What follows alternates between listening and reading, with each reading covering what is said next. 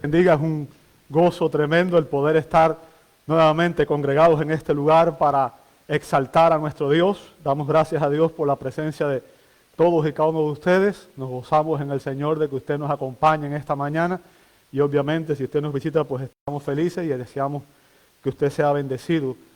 Amados, la razón por la que estoy aquí es para predicar la palabra de Dios, así que les invito a abrir sus Biblias en la primera carta del apóstol Pablo a la iglesia de Corintios, primera Corintios capítulo 3, versos 10 al 17. Primera Corintios capítulo 3, versos 10 al 17. Y el mensaje de hoy es una continuación del de la semana pasada, que lleva como título el juicio del Bema, que no es más que el juicio de las obras de los creyentes. Primera Corintios capítulo 1, no sé por qué tengo el capítulo 1 en la mente. Capítulo 3, versos 10 al 17. Abre su Biblia, por favor.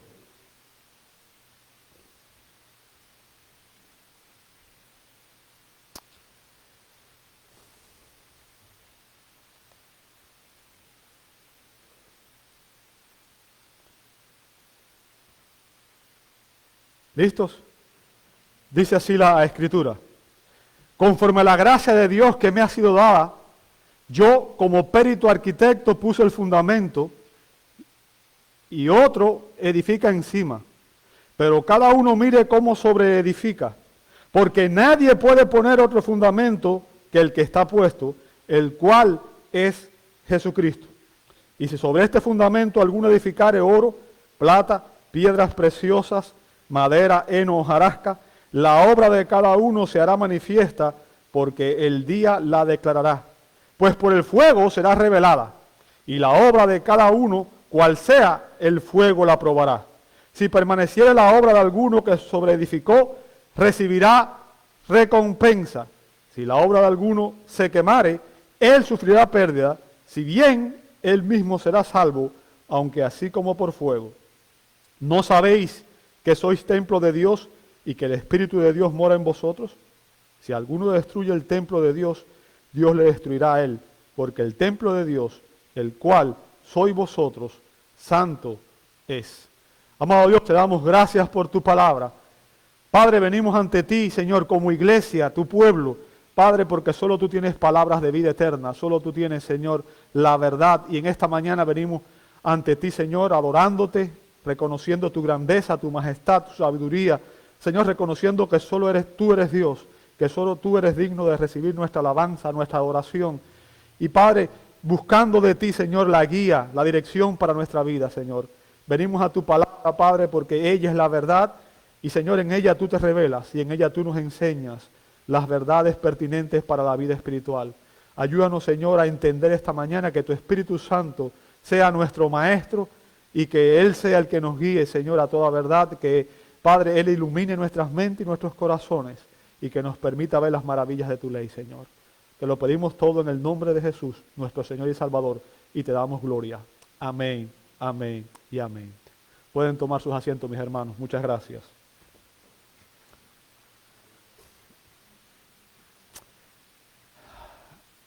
Tenemos ante nosotros uno de los pasajes más mal interpretados en las Escrituras. Aunque ustedes no los crean, esta porción de 1 Corintios 3, del 10 al 17, es uno de los pasajes que más mal interpretado ha sido en la historia de la iglesia. La iglesia de Roma, y digo iglesia porque en realidad no es una iglesia, la iglesia romana, ellos se llaman Iglesia Católica Apostólica Romana, pero ni son católicos ni son apostólicos, lo que sí son romanos, malinterpreta este pasaje y trata de utilizarlo para intentar justificar su falsa enseñanza del purgatorio. Usando estos versos, ellos tratan de justificar su enseñanza del purgatorio y afirman que algunos creyentes necesitan ser purificados por el fuego y que irán a un lugar de transición después de su muerte en la próxima vida y que ellos allí sufrirán el fuego para poder ser aptas para el cielo. Una especie de castigo para ser purificados y poder entrar al cielo. los liberales tratan de usar este pasaje para justificar la salvación por obras. ¿Ok? Entonces, vemos que hay un grupo de personas que usan este pasaje con fines que no son los correctos.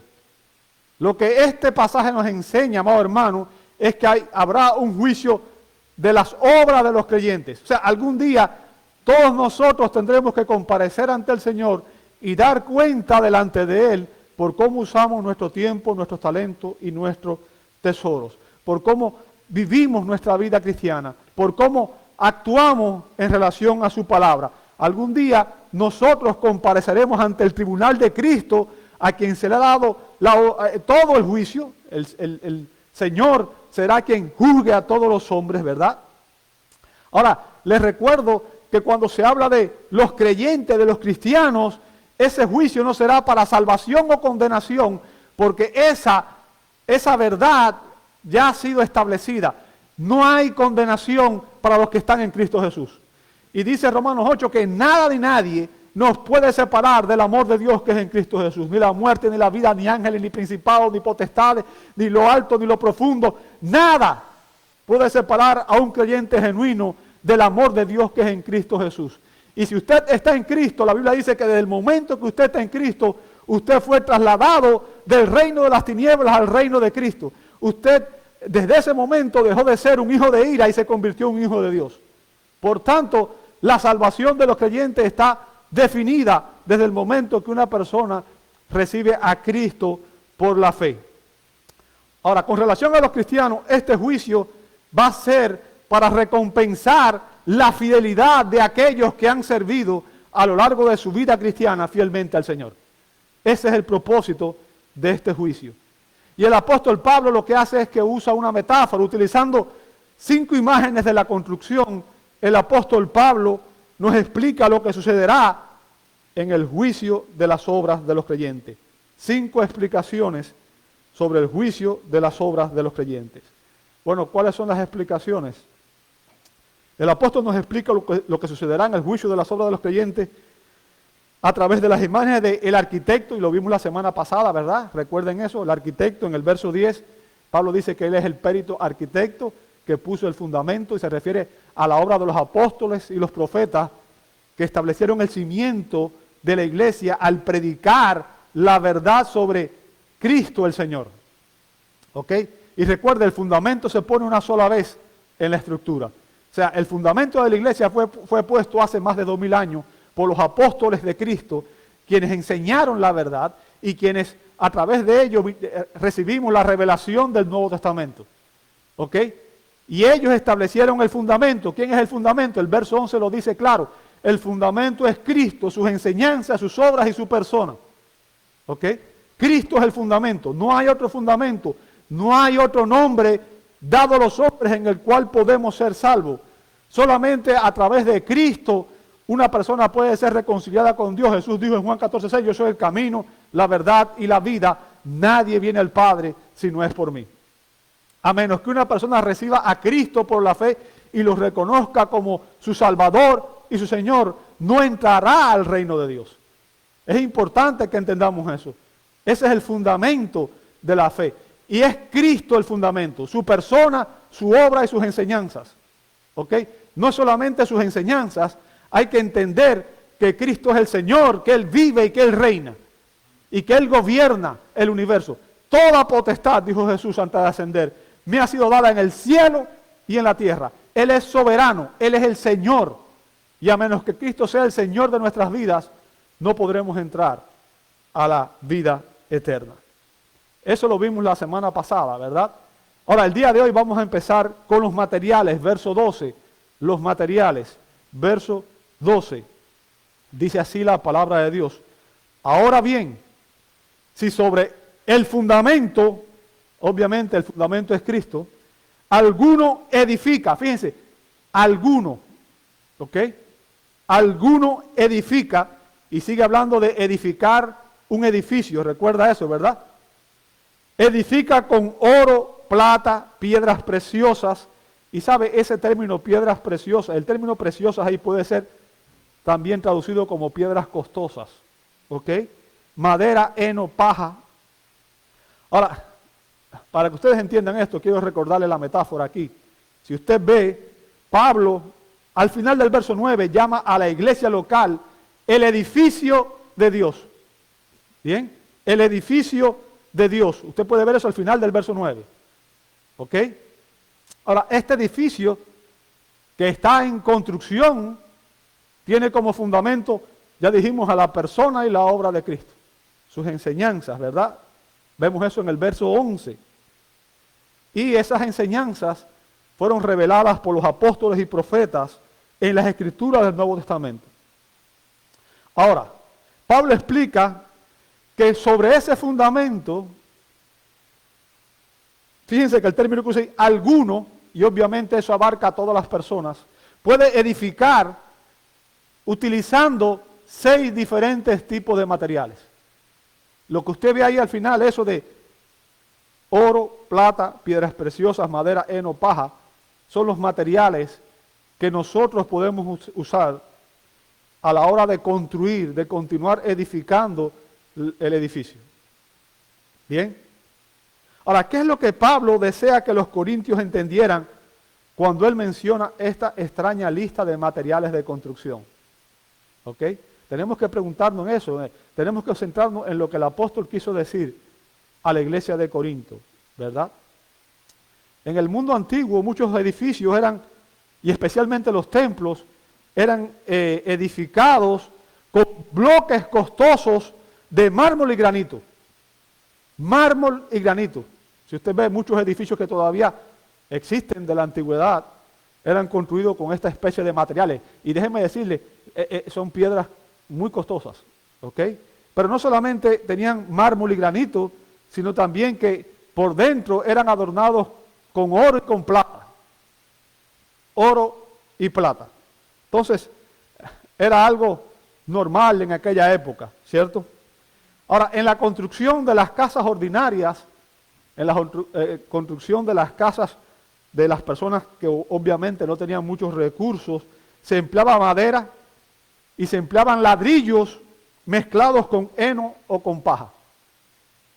En otras palabras, lo que Pablo menciona aquí es una lista de materiales que usualmente se utilizaban en la construcción en el mundo antiguo. Ahora, Pablo usa esta lista de materiales dentro de esta metáfora con un sentido figurado. Y el significado de los materiales, estos materiales lo que representan, amados, son las obras de los creyentes. Las obras de los creyentes. Su servicio espiritual en la construcción de la iglesia local. ¿Ok? Su participación en el ministerio de edificar la iglesia local. Recuerde que dijimos que todos nosotros estamos llamados a participar en la edificación de esta iglesia local. Cristo nos da a todos nosotros algún don para que lo pongamos por obra, para que usemos para hacer obras que le traigan gloria a Él. Bien, es importante. Ahora, si usted observa el contexto posterior, notará que hay una diferencia importante entre estos materiales.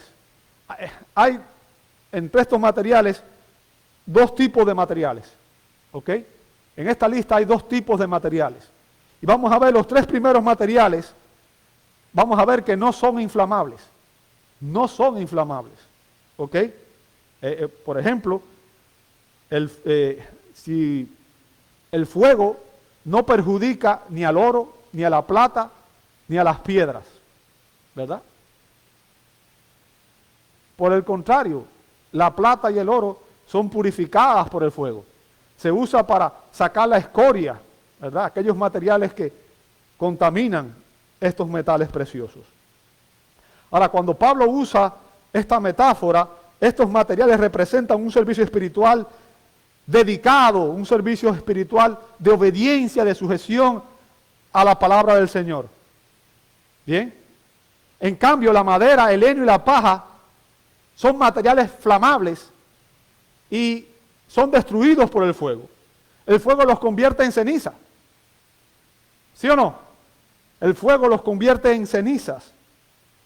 Ahora, en el contexto, el fuego representa el juicio de Dios.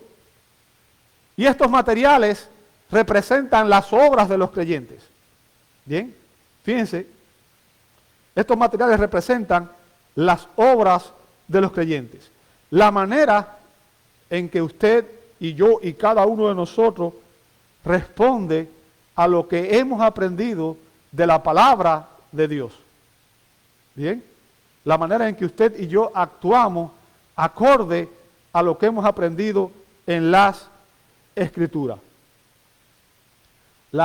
Cuando Pablo habla de la madera, el heno y la paja, se refiere a obras superficiales, obras que se hicieron pero que no tienen valor eterno. Fíjense, está obrando, está haciendo cosas que quizás sean buenas, pero quizás no lo hizo con la actitud correcta o con la razón correcta. En otras palabras, no se refiere necesariamente a obras malas, no se refiere a que son malas obras, sino que quizás, como digo, no fueron hechas con la actitud correcta o con la motivación correcta. No fueron hechos para la gloria de Dios. Bien, no fueron hechas para la gloria de Dios. Ahora, ¿a quiénes dirige Pablo estas palabras? ¿A quiénes les está hablando el apóstol?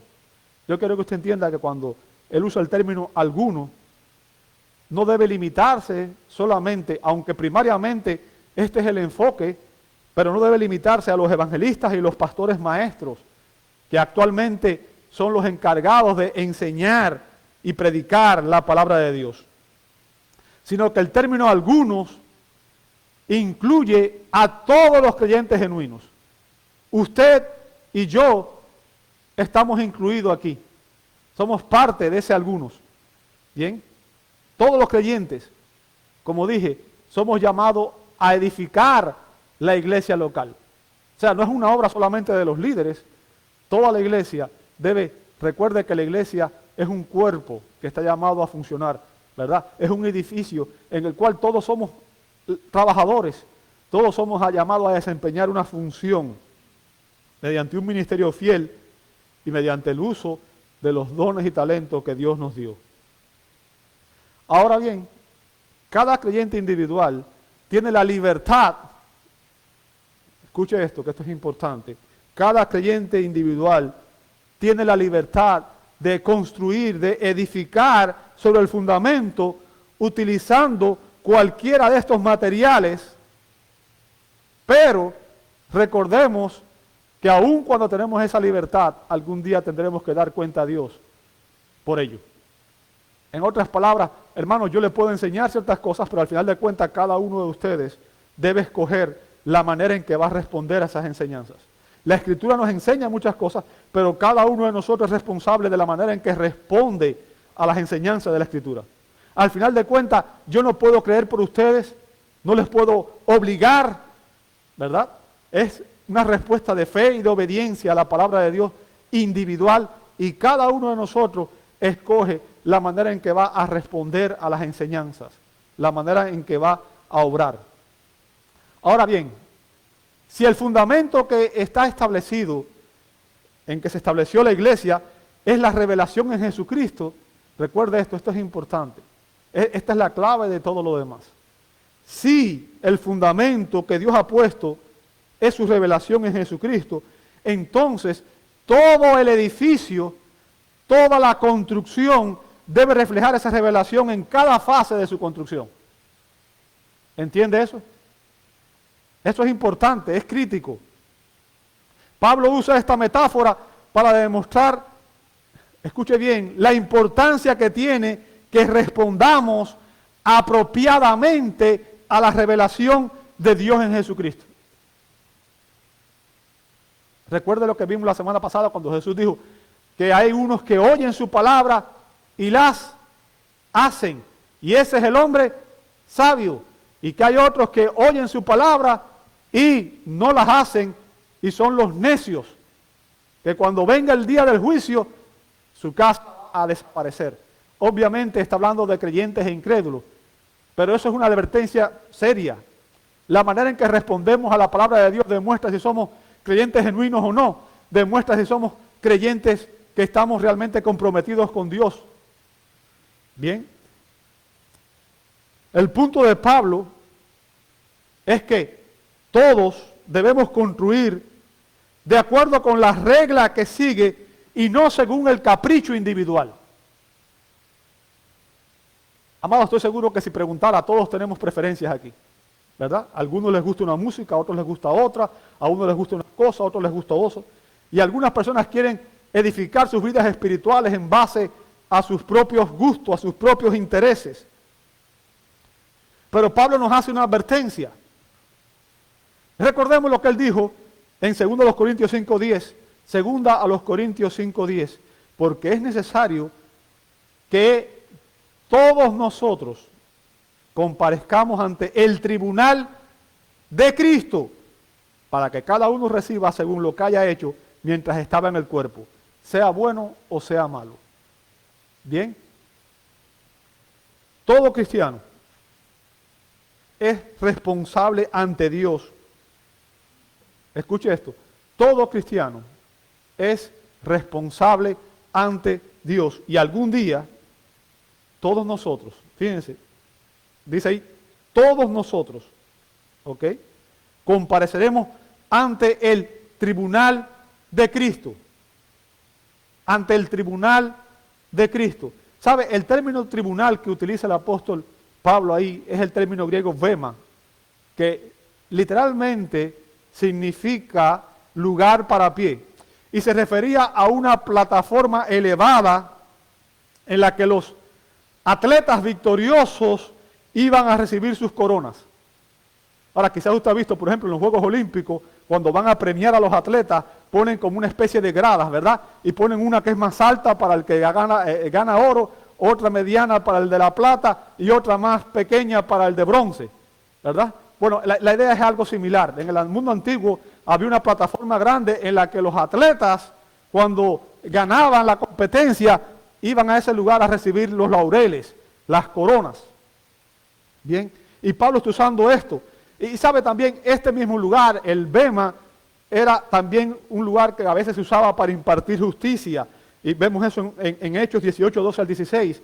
El término que usa allí, juicio, se refiere también al bema. Pero bueno, no busque ese pasaje, nada más lo estoy haciendo para que usted entienda el contexto. Así que cuando Pablo usó esa palabra en este texto de 2 Corintios 5:10, los corintios entendieron el contexto de lo que estaba Pablo diciendo. Y lo que quiero que usted entienda es que el pasaje de 1 Corintios 3, 10 al 17, precisamente está hablando de ese juicio, del juicio del bema, el día que nosotros compareceremos ante el Señor para recibir, recuerde, recompensa o no. ¿Entendió eso? Eso es importante que usted lo tenga en mente. ¿Ok? Es importante que usted entienda eso. El punto de Pablo, amado hermano, no es que usted no pueda disfrutar de ciertas cosas terrenales sanas. ¿Ok? Me encanta ir a la playa, me encanta leer, me encanta hacer cosas que son diversiones sanas. Y un creyente no tiene por qué limitarse de esas diversiones sanas. No se trata de aislarse en el mundo y de vivir como una asceta, ¿verdad? Que es lo que mucha gente entiende. Hay que separarse del mundo, hay que vivir en una cueva para no contaminarse con el pecado. Obviamente hay cosas que son sanas y uno puede disfrutarlas. Pero el énfasis del apóstol es que cualquier cosa que usted y yo hagamos siempre debe tener como propósito glorificar a Dios. Y que al final usted y yo debemos dedicar la mayor parte de nuestra energía, de nuestro tiempo, de nuestros talentos, de nuestros tesoros, a lo que tiene valor eterno. A lo que tiene valor eterno. Recuerda lo que dijo Jesús: busquen primeramente el reino de Dios y su justicia. Busquen primeramente el reino de Dios y su justicia. ¿Qué es más importante para nosotros? ¿Esta tierra o estar en el reino del Señor eternamente? ¿Dónde invertimos más energía? ¿Cuál es nuestra prioridad? ¿Qué es más importante para nosotros? Este mundo en el cual somos peregrinos y extranjeros, o entender que tenemos una perspectiva eterna y que esto simplemente es un camino de paso. Aquí estamos como peregrinos y extranjeros pero que nuestra vida eterna está en las mansiones celestiales con Cristo. Es algo que, esa perspectiva eterna es algo que los creyentes necesitamos entender para poder vivir de una manera que realmente traiga gloria al Señor. Y el punto, amado hermano, es que algunos creyentes viven de acuerdo con las enseñanzas de la palabra de Dios. Algunos creyentes aplican a sus vidas diarias, a sus circunstancias diarias, la palabra de Dios. Y buscan edificar sus vidas espirituales sobre la palabra de Dios. Buscan edificarse ellos mismos y buscan edificar a otros creyentes, buscan servir a otros hermanos, ¿verdad?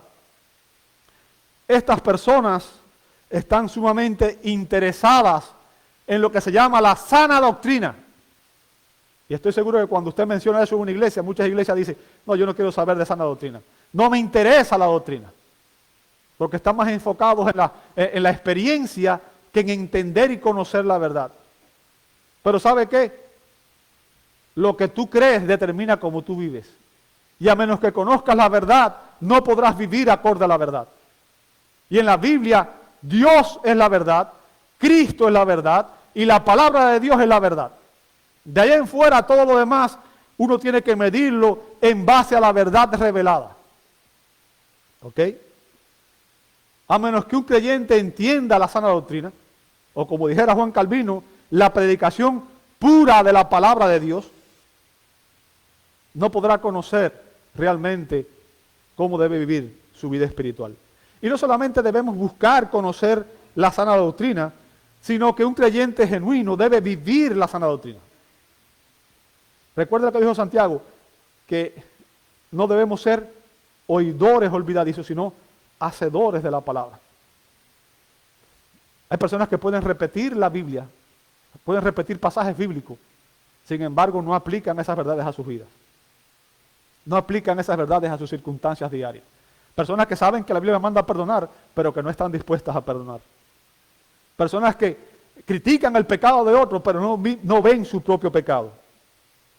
No aplican el conocimiento a sus propias experiencias personales, a su propio estilo de vida. Ahora, algunos actúan correctamente, o sea, usted los ve por fuera y hacen buenas obras, pero no lo hacen con la actitud correcta, ni con la motivación correcta. Ellos construyen sus casas espirituales con los materiales que no son los que Dios recomienda. La Biblia nos dice que debemos construir nuestras vidas espirituales usando los materiales preciosos que vienen de la palabra de Dios. Bien, algunos creyentes lamentablemente llevan vidas cristianas superficiales. Quizás llevan años en el Evangelio, llevan años en la iglesia, y sus vidas tienen un barniz de cristianismo.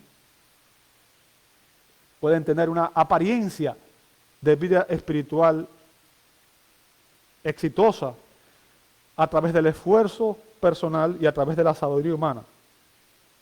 Pero yo quiero que usted entienda algo, y esto es importantísimo, amado hermano. A menos que usted y yo estemos sujetos al señorío de Cristo, no vamos a poder vivir una vida cristiana que honre a Dios. Si Cristo no es el Señor de nuestra vida, vamos a vivir siendo nosotros mismos los que definamos qué es lo correcto y qué no es. ¿Ok? Tenemos que reconocer a Cristo como el Señor de nuestras vidas. Tenemos que someternos a un plan para nuestra vida, cualquiera que éste sea. Tenemos que someternos en obediencia a la palabra de Dios, o de otra manera, nuestras obras no perdurarán ni tendrán un valor eterno. Si usted ve en el Salmo 127:1, dice que si Jehová no edifica la casa, en vano trabajan los que la edifican. Pablo nos advierte que cuando Cristo venga, Él aclarará también lo oculto de las tinieblas y manifestará las intenciones de los corazones, y entonces cada uno recibirá su alabanza de Dios. Eso lo dice en 1 Corintios 4:5. Y el punto que está diciendo es que está hablando de los creyentes, y está hablando de nuestro estilo de vida, está hablando de la manera en que usted y yo actuamos. Y algunos creyentes lamentablemente ponen sus preferencias personales, su ego, sus tradiciones, por encima de la verdad bíblica, por encima del señorío de Cristo. No, la música que me gusta a mí es esta, y esta es la que yo voy a oír. Aun cuando no sea una música que glorifique a Dios. O yo voy a actuar de esta manera, porque me gusta. Voy a celebrar esto de esta manera, porque me gusta. Aun cuando la Biblia nos prohíbe hacer ciertas cosas. Y el punto de Pablo, amado hermano, es que nuestra motivación siempre debe ser servir al Señor con los dones que Él nos ha dado.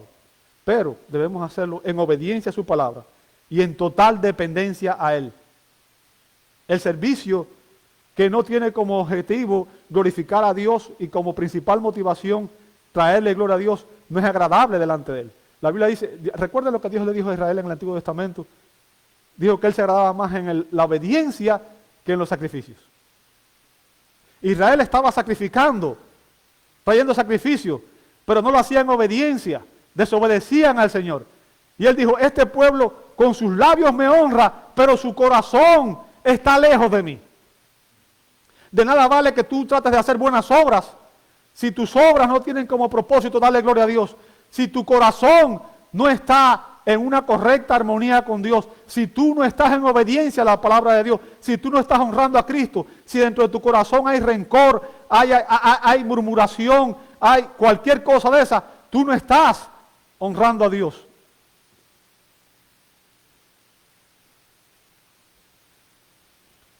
No basta con hacer lo correcto, amado hermano. Hay que tener la actitud y los motivos correctos. Somos llamados a hacer buenas obras.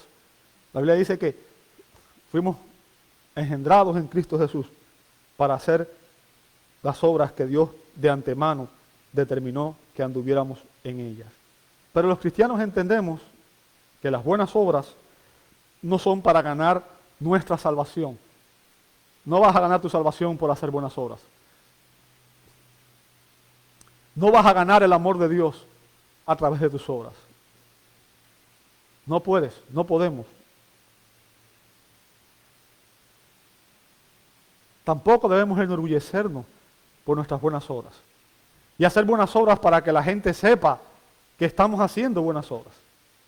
Hay personas que piensan que porque han hecho ciertas cosas ya son mejores que otros. Nuestras buenas obras no deben ser hechas para ganar fama ni méritos personales.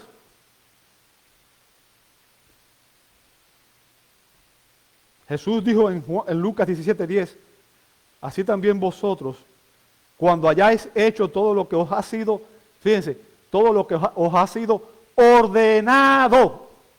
¿Lo ve ahí? En otras palabras, el Señor manda y nosotros obedecemos. Es todo, ¿ve? Decid, siervos inútiles somos, pues lo que debíamos hacer, hicimos. ¿Se da cuenta? ¿A qué me refiero? No importa cuán exitoso pueda ser el ministerio de ningún líder. No importa cuán exitoso pueda ser nuestro ministerio. Puede ser el ministerio más exitoso del mundo. Ningún líder humano es digno de ningún honor especial. ¿Escuchó eso? Ningún líder humano es digno de ningún honor especial. Y es importante que entendamos esto, porque eso es lo que estaba pasando en la iglesia de Corinto. Algunos estaban diciendo, yo soy de Pablo, y yo de Pedro, y yo de Apolo, y estaban poniendo a estos hombres por encima de los demás, y estaban juzgándose unos a otros, y estaban dividiendo la iglesia. La iglesia que es de Cristo, en vez de glorificar a Cristo con sus buenas obras, en vez de reconocer que aquellos hombres eran un don de Cristo a la iglesia, y que sus talentos venían de Cristo, y que al final la gloria es de Cristo, estaban poniendo a estos hombres por encima de otros hombres. Y es lo que lamentablemente muchos hacen. Buscan un líder que dice y hace lo que ellos quieren y lo siguen. Y hay líderes que usan estos recursos humanos para atraer personas a ellos y para ganar su favor. Y están de esa manera deshonrando a Cristo. Nuestras buenas obras deben tener como único propósito y como única motivación obedecer la palabra de Dios y glorificar a Dios. La aplicación aquí, amado hermano, una aplicación sería, ¿de qué manera estoy yo contribuyendo a la edificación de esta iglesia local? Hágase esa pregunta. ¿De qué manera tú y yo estamos contribuyendo a la edificación de esta iglesia local? ¿Estás poniendo tu don al servicio del Señor? ¿Estás tú haciendo un ministerio dentro de esta iglesia local? Es importante que pensemos en esto. Y lo segundo es, ¿qué tipo de materiales estoy usando yo al construir esta iglesia local? ¿Estoy usando oro, plata, piedras preciosas? ¿O estoy usando madera, heno y hojarascas? ¿Estoy actuando para la gloria de Dios por la motivación correcta y haciendo las obras correctas, con la actitud correcta? ¿O estoy haciendo ciertas cosas simplemente para ganar el favor de ciertos hermanos? Amados, después de examinar los materiales, vamos a ver la prueba. Verso 13. La prueba. Verso 13. Dice así, la obra, fíjense que Pablo está hablando aquí, lo que está aquí examinándose es la obra de los creyentes. ¿Se da cuenta? Nuestras obras. Dice, la obra, y nuevamente fíjense que dice, de cada uno. En otras palabras, tu obra, mi obra, la obra de todos nosotros. Se hará evidente porque el día la dará a conocer. Pues con fuego, ve aquí, el fuego es el que va a determinar el valor de los materiales que usted y yo utilizamos. Con fuego será revelada. El fuego mismo probará la calidad de la obra de cada uno. Bien, aquí vemos la prueba. La prueba es la que va a evidenciar si nuestras obras fueran hechas con los materiales flamables o inflamables. Ahora, entendamos el contexto. Pablo sabía que la motivación de los corintios era buscar fama, posición, era buscar obviamente un estatus, un reconocimiento, una alabanza, era lo que ellos estaban buscando. Las mejores personas, los mejores maestros, para ser mejores. ¿Ok? Y él utiliza esas aspiraciones de recompensa y lo que hace es reorientar la atención de estos creyentes al juicio futuro, en el cual Cristo, que es el verdadero juez, va a evaluar nuestras obras. Yo quiero que usted entienda, al final de cuentas, a quien tenemos que dar cuenta a la hora final no va a ser a ninguna otra persona que no sea Jesucristo. ¿Entiendes? Y es gracioso porque muchas veces nosotros hacemos cosas, y digo nosotros en sentido general porque yo creo que en algún momento quizás todos hemos cometido ese error, que hemos tratado de hacer cosas que sabemos que están mal y nos escondemos de otros creyentes pensando que de esa manera estamos bien. Y se nos olvida que el Señor, dice la Escritura en el Salmo 139, que no hay un lugar donde te puedas esconder de la presencia del Señor y que todas las cosas están abiertas a los ojos de aquel a quien tendremos que dar cuenta. Si hay algo que tú estás haciendo, que yo estoy haciendo, que yo quiero esconderlo de alguien, es porque sé que está mal. Y si lo estoy escondiendo de alguien, entonces es un pecado y debo examinarme a mí mismo. ¿Entiende eso? Debemos ser un libro abierto ante los ojos de los hombres. ¿Bien? Y lo que Pablo hace es, les recuerda a los corintios que algún día el juicio de los hombres no es importante, sino el juicio futuro de Dios. Quien conoce los secretos de los hombres, dice Romanos 2:16. Dios conoce los secretos de los hombres. O sea, Él conoce lo que hay en nuestros corazones. Él conoce lo que hay en nuestra lengua antes de que nosotros lo digamos. Conoce nuestros pensamientos, porque Él es omnisciente. Dios conoce también nuestras motivaciones y aún las intenciones de nuestros corazones. Y yo quiero que usted entienda, Dios nos juzgará de acorde a su estándar, acorde a sus normas divinas y no según los criterios humanos. En otras palabras, Dios juzga por la verdadera intención que hay en nuestro corazón. ¿Ok? Dios juzga realmente lo que vale en nosotros. Y algo que es importante que recordemos es que no hay escapatoria de este juicio final.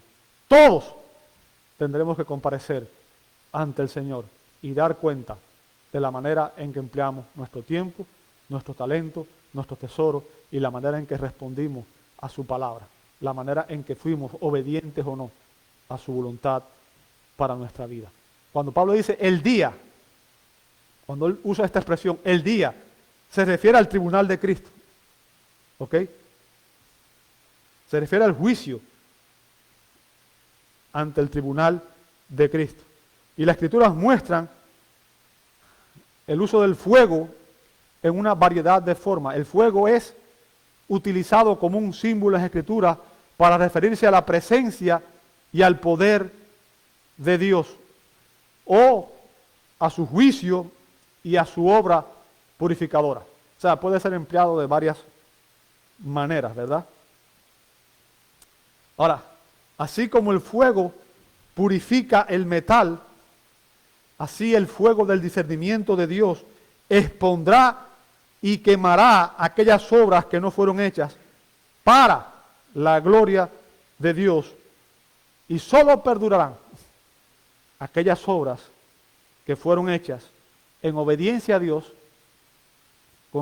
en conformidad a su palabra, con la actitud y la motivación correcta. Y que al final tenían como único propósito darle gloria a Dios. Amados, cada vez que vayamos a hacer cualquier cosa que vayamos a hacer, ¿cuál es la aplicación aquí? ¿Qué debíamos preguntarnos? ¿Qué es lo que debíamos preguntarlo? ¿Cuál es la motivación que tengo yo para hacer esto? ¿Cuál es mi motivación? ¿Cuál es el objetivo que yo tengo con hacer esto? Cualquier cosa que usted vaya a hacer, pregúntese siempre, ¿cuál es mi motivación? ¿Ok? Y Pablo nos dice en 1 Corintios 3:10 que todo lo que hagamos, todo debe ser para la gloria de Dios. Todo debe ser para la gloria de Dios. Así que, amados, preguntémonos en nuestro estilo de vida diario, ¿todo lo que hacemos realmente le trae gloria a Dios? ¿Estoy glorificando a Dios con mis talentos, el don que Él me ha dado? ¿Estoy sirviendo en esta iglesia local? ¿Estoy participando en edificar a otros hermanos?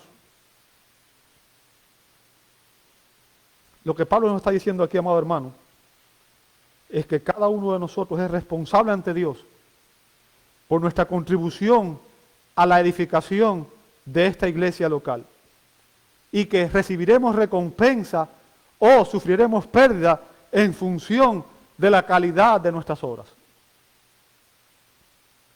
Esta prueba, y vuelvo a insistir en esto, no determina nuestro destino eterno. Nuestro destino eterno está determinado ya desde el momento en que una persona recibió a Cristo. Fíjense, estos creyentes estaban edificando sus vidas espirituales sobre Cristo, que es el fundamento correcto. Sin embargo, no estaban actuando en obediencia a la palabra de Dios. Cuando una persona recibe a Cristo por la fe, todos sus pecados pasados, presentes y por venir son imputados a Cristo, y Cristo pagó esos pecados, sufrió el castigo de esos pecados en la cruz del Calvario. Así que desde el momento que una persona recibe a Cristo por la fe, esa persona se convierte en un hijo de Dios, y Dios no lo va a condenar. ¿Entiende eso? Es importante que entendamos eso. Esta prueba solo determinará si los creyentes recibiremos recompensa o no por nuestro servicio. Y las recompensas se basan en la obediencia activa a las enseñanzas de Cristo y nuestra sujeción a su señorío. Ahora, además de analizar la prueba, finalmente vamos a analizar los obreros, 14 al 17. 14 al 17, los obreros. Con relación a esta obra, veremos que existen tres tipos de obreros. Tres tipos de obreros. Los obreros sabios, en el verso 14, los obreros necios, en el verso 15, y los obreros destructores, en el verso 17. ¿Ok? Vamos a empezar con los obreros sabios, verso 14. Dice, si permanece la obra de alguno que ha edificado sobre el fundamento, recibirá, ¿qué cosa? Recompensa, ¿lo veis? O sea, aquellos obreros cristianos, aquellos creyentes que obedecen la palabra de Dios, que oran, que dependen de la guía del Espíritu Santo para realizar sus buenas obras, que son hechas con la actitud y los motivos correctos, verán que sus obras tienen un valor eterno y serán recompensadas. ¿Bien? Ahora, todo lo que hagamos en el poder de Dios y para su gloria tiene valor eterno. Sobrevivirá el juicio. ¿Bien? Y estos obreros que Pablo menciona en este verso se caracterizan por la humildad, el sacrificio, el servicio desinteresado, su amor a Cristo, su obediencia a la palabra. ¿Ok? Para estos obreros, Cristo es su razón de vivir. Cristo es su razón de vivir. Y servir a sus hermanos es una prioridad. Servir a sus hermanos es un gozo, es una alegría. Cuando el fuego pruebe su obra, esta perdurará. El punto, amado hermano, es que cualquiera que sea nuestro servicio para la gloria de Dios, Él los recompensará. Él los recompensará. Un constructor recibe su pago al final del proyecto. Así nosotros recibiremos nuestra recompensa el día que estemos con el Señor. Ese día recibiremos nuestra recompensa. Y yo quiero que usted entienda, Dios mismo es la mayor recompensa de su pueblo. ¿Escuchaste eso? Dios mismo es la mayor recompensa de su pueblo. Lea el Salmo 73, 26. ¿Okay? O sea, el mayor regalo que usted va a recibir es que va a estar eternamente con Dios. Pero no solamente ve ahí también Apocalipsis 21, 3. Bien. Ahora, también recibiremos alabanza de Dios, como dice aquí, 1 Corintios capítulo 4, verso 5, y también a los creyentes se les promete que recibirán coronas eternas. Recibiremos coronas eternas. Aquellos que tienen una verdadera fe salvífica y por lo tanto son fieles, recibirán la corona de justicia, dice 2 Timoteo 4, 8. Aquellos que aman al Señor y soportan las tentaciones, las pruebas, las aflicciones y aún la cárcel por causa del Evangelio, recibirán la corona de la vida, dice Santiago 1:12 y Apocalipsis 2:10. Aquellos obreros fieles que apacentaron la grey de Dios, cuidando de ella, no por fuerza, sino voluntariamente, no por ganancia deshonesta, sino con ánimo pronto, no como teniendo señorío sobre los que están bajo su cuidado, sino siendo ejemplos de la grey. Cuando aparezca el príncipe de los pastores, recibirán la corona incorruptible de gloria, según Primera de Pedro 5, 2 al 5. Estos son los obreros sabios. Pero además de los obreros sabios, vemos aquí que se habla de los obreros necios, versos 15 al 16. Dice, si la obra de alguno es consumida por el fuego, ¿sufrirá qué cosa? Verso 15. Sufrirá pérdida, ¿lo veis? Sin embargo, él será qué cosa? Salvo, aunque así como por fuego. ¿No sabéis que sois templo de Dios y que el Espíritu de Dios habita en vosotros?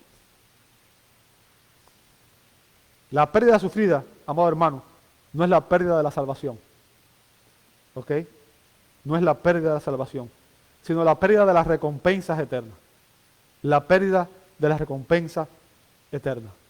Pero yo quiero que usted entienda, esto es trágico, porque es, amado hermano,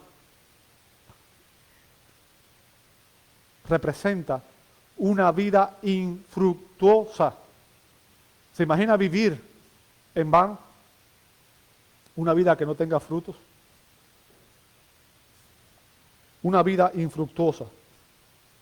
Un obrero que construyó tan mal sobre el verdadero fundamento que toda su obra se fumó. Toda su obra se fumó. Esta es la imagen de una vida desperdiciada. Es por eso que las Escrituras nos exhortan a poner nuestro corazón, nuestra vista, nuestro interés en los tesoros eternos. Vea Mateo 6, 20 al 21. Ahora, el punto que quiero hacerles aquí, amado hermano, ya con esto casi estoy terminando, es que esto no enseña nada relacionado con el purgatorio. ¿Por qué? Porque ni el obrero sabio gana la salvación por sus buenas obras, ni el necio la pierde por sus malas o su mala labor. Estos obreros no irán a ningún purgatorio. ¿Por qué? Porque ellos son templo de Dios. Y el purgatorio representa un juicio para castigo. Y eso no es lo que habla aquí, porque aquí se dice, sois templo de Dios. Bien, es importante que entendamos eso. Aunque las obras de estas personas van a ser consumidas por el fuego, la naturaleza de ese fuego es evaluativa y no punitiva. Es importante que entendamos eso. No hay condenación, no hay castigo para los que están en Cristo Jesús. ¿Ok? Pero el punto que Pablo hace aquí es que la iglesia depende de la actividad del Espíritu Santo, sin el cual su servicio no será ni eficaz ni fiel. Sin la obra del Espíritu Santo, sin la guía del Espíritu Santo, no podremos servir fielmente al Señor. Y finalmente los obreros destructores, verso 17. Verso 17 dice, si alguno destruye, fíjense, si alguno destruye el templo de Dios, Dios lo destruirá a él. Porque el templo de Dios es santo. Y Dios preserva todo lo que es santo. Dios guarda todo lo que es santo, porque Él es santo. ¿Ok? Y eso es lo que vosotros sois. ¿Cuál es el templo de Dios? Es usted. El templo no es este edificio. Usted y yo somos el templo de Dios. Ahora, estos obreros, amados hermanos, no son creyentes. Son incrédulos. Son incrédulos. ¿Por qué? Lo sabemos. Porque Dios nunca destruiría a aquello que Él redimió. Dios nos salvó para darnos vida eterna, no para destruirnos. Por tanto, estos obreros representan incrédulos. Personas impías que se dedican a atacar al pueblo de Dios y atacar la iglesia de Dios y están tanto dentro como fuera de la iglesia. Hay personas que vienen a la iglesia pero no son creyentes genuinos. Jesús dijo que hay trigo y hay cizaña dentro de la iglesia. Y hay personas que vienen y lo que hacen es dividir, murmurar, causar problemas, atacar la reputación de los hermanos. ¿Verdad? Pero ¿sabe qué? Aquí hay una seria advertencia para estas personas. Dice que la ira de Dios vendrá sobre todos aquellos que intentan destruir su iglesia. La ira de Dios está sobre ellos. ¿Por qué? Porque cada uno de sus elegidos es el templo de Dios. La Santísima Trinidad habita en nosotros. Vea Juan 14, 23.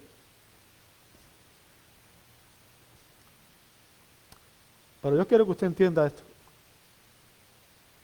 El resultado reconocible en la vida de los verdaderos creyentes es la semejanza con Cristo. Y es el fruto del Espíritu Santo. Semejanza con Cristo y el fruto del Espíritu Santo. Eso es lo que demuestra que una persona es realmente cristiana. El fruto del Espíritu Santo. Amor, paciencia, benignidad, bondad, mansedumbre. Eso es lo que caracteriza a un creyente genuino. No el rencor, no el odio, no la murmuración, no el ataque. Eso caracteriza a los incrédulos, el estilo de vida mundano. Y fíjense, esta advertencia es que cualquiera que intente destruir la iglesia, y la iglesia es el cuerpo de creyentes, ¿ok? La iglesia, que es el templo de Dios, que es su morada, será destruida por Dios, porque es a Él a quien se opone. Es a Él a quien están atacando. Amados, el día de nuestra recompensa se acerca. El día en que seremos recompensados por el Señor se acerca. La Biblia nos dice que cuando Jesús regrese, traerá su recompensa con Él. Vea eso en Apocalipsis 22:12. Así que seamos constructores sabios, que obedecen la palabra de Dios, y amados, oremos y dependamos del Espíritu Santo, amémonos y sirvámonos unos a otros, amemos a nuestro hermano, a nuestro prójimo, aún a nuestros enemigos, vivamos vida santa y mantengamos una actitud de continua adoración a Dios, para que el día del juicio, cuando el fuego pruebe nuestra obra en gloria, estas obras que usted y yo hagamos perduren para la eternidad y seamos recompensados por el Señor y escuchemos del Señor decir: bien, buen siervo y fiel, sobre poco has sido fiel, sobre mucho te pondré. Oremos. Amado Dios, te damos gracias. Gracias porque tú eres un Dios fiel. Y gracias, Señor, porque, Padre, tú eres el que está edificando esta iglesia. Señor, ayúdanos a entender cuál es nuestra función, Señor, y de qué manera debemos hacerlo. Padre, y ayúdanos a entender que lo más importante es darte gloria en todo cuanto hacemos y decimos. Señor, ayúdanos a examinarnos a nosotros mismos. Padre, y si no estamos participando en la edificación de esta iglesia local, ayúdanos a razonar en eso y ayúdanos a buscar, Padre, la manera en la cual nosotros podamos participar. Señor, y permite que al examinarnos a nosotros mismos, examinemos también cuáles son las motivaciones por las cuales estamos sirviendo y que hagamos solamente aquellas cosas que te traigan gloria y honra, Señor. Te lo pedimos en el nombre de Jesús y te damos gracias. Amén.